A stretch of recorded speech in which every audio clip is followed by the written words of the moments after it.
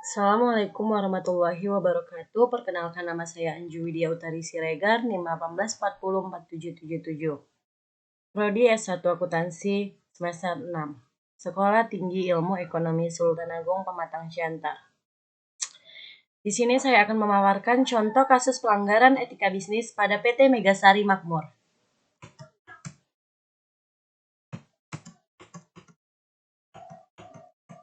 Pembahasan yang pertama yaitu sejarah PT Megasari Makmur. Yang kedua, kontroversi produk PT Megasari Makmur. Yang ketiga, pelanggaran etika PT Megasari Makmur. 4. Tanggung jawab PT Megasari Makmur. 5. Kerangka penyelesaian kasus PT Megasari Makmur. Sejarah PT Megasari Makmur.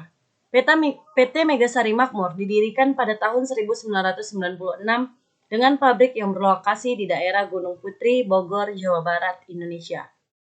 Perusahaan ini merupakan produsen berbagai produk rumah tangga, yaitu air freshener, produk perawatan bayi, aluminium foil, dan plastik wrapping untuk makanan, kaleng LPG, tirisan pembuka mobil dan motor, produk perawatan, metal polisher, fly dan rad lem, insektisida, dan lain-lain.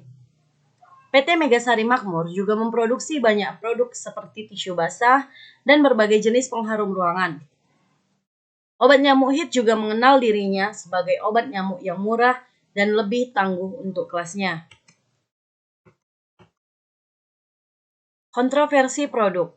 HIT yang promosinya sebagai obat anti nyamuk ampuh dan murah ternyata sangat berbahaya karena bukan hanya menggunakan Profuxure tetapi juga diclofros, zat turunan klorin yang sejak puluhan tahun dilarang penggunaannya di dunia. Obat anti nyamuk HIT yang dinyatakan berbahaya yaitu jenis HIT 2,1A, yaitu jenis semprot, dan HIT 17L, yaitu cairan isi ulang.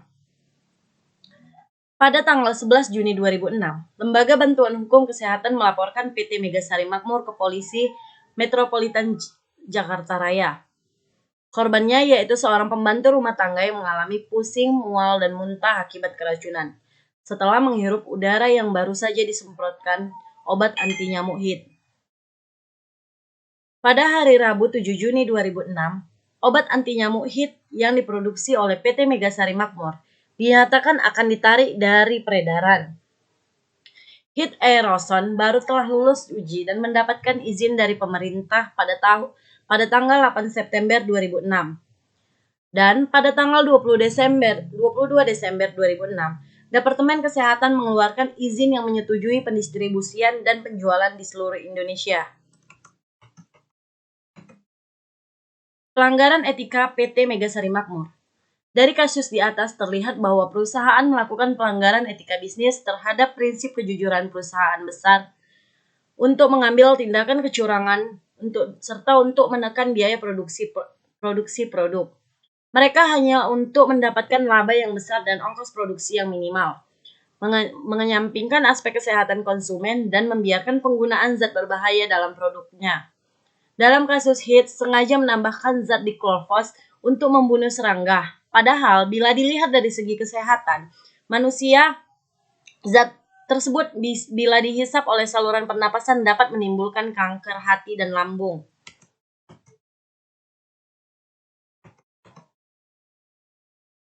Tanggung jawab oleh PT Megasari Makmur.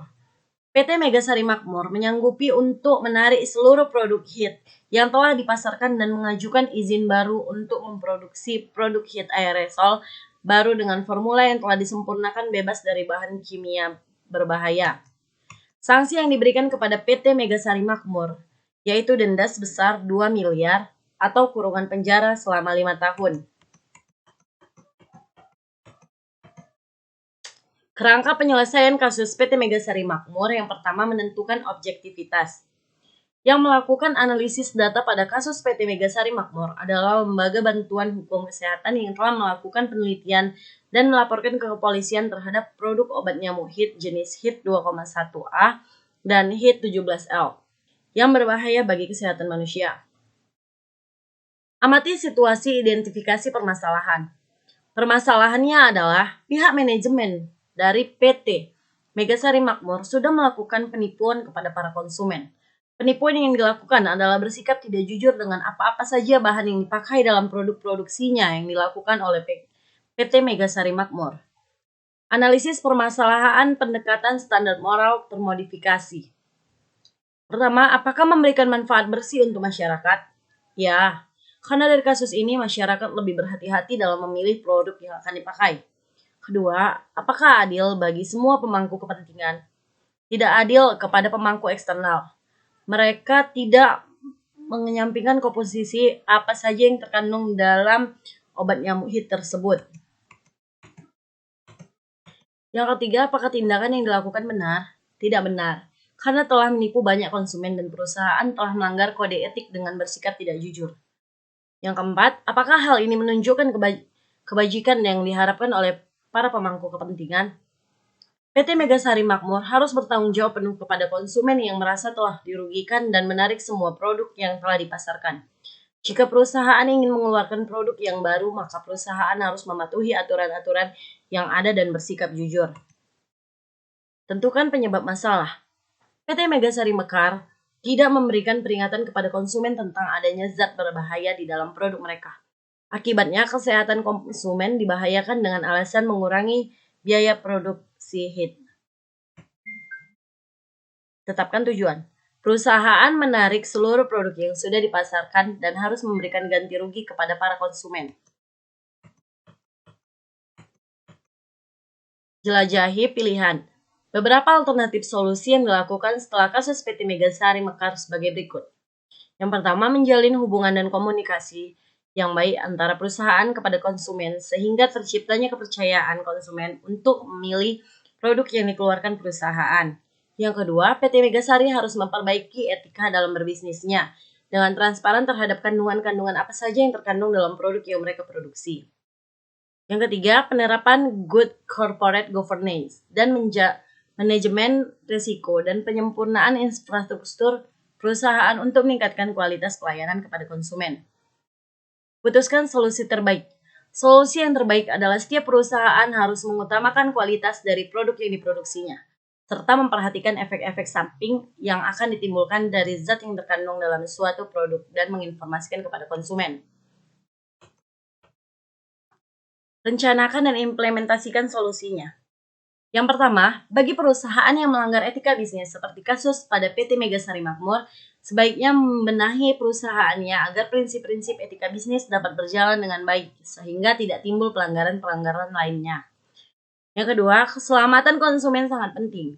Dengan mementingkan keselamatan konsumen, maka perusahaan itu sendiri akan mendapatkan keuntungan yang lebih besar, karena konsumen akan lebih percaya terhadap produk perusahaan tersebut. Baiklah, saya mendapatkan sumber ini dari yang tertera di layar. Sekian dan terima kasih. Assalamualaikum warahmatullahi wabarakatuh.